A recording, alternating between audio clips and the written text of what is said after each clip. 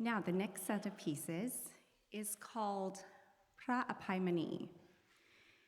This is a poem composed in the 19th century in Thailand. It's quite long.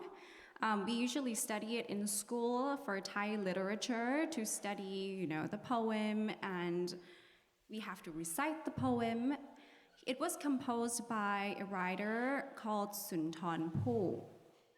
So Denny Euprasert was really influenced by this poem, and actually, apart from being influenced by that, the set of pieces that I will be performing for the remainder of the program was commissioned by a pianist of Chulalongkorn University in Bangkok to have a theme of Thai literature, music. And so he composed these Phra Abhai Mani using a lot of jazz influences and, non-root chord, and a lot of jazz improvisation styles with a little bit of some Thai hints. But a little bit about the piece so you can kind of picture it in your head is Phra Abhai Mani is about, there's two siblings, him and his brother. His brother decided to go through the martial arts route, and he was a musician. He played the flute, and the flute that he played, he was able to use it as a magic tool. If someone was to come and fight with him, he can use the flute, play the flute to make sure that they either fall asleep or just a tool to protect himself.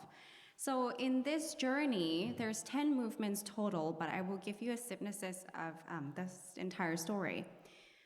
An ogre lived under the sea, really fell in love with Phra Abhai Mani and his ability to play the flute. Oh, so handsome, everything. So she kidnapped him. She turned into a beautiful lady, obviously, not in an ogre form, showing that, oh, come live with me, life will be great, and then kidnapped him to live under the sea. And then she turned into her normal self, which is an ogre self. The only way that he could really control her is by playing the flute, because the flute makes her fall asleep and calms her down without murdering him or anything. Then they had 2 sons.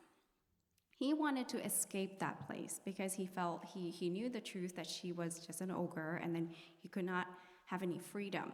So he tried to ask the mermaid to help him, and then he fell in love with the princess who's living in another island. And so it was a journey. This piece is literally a journey of him reaching for his survival. And then as he goes through life, he sees so many things, so many mythical creatures, the seahorse, and so forth.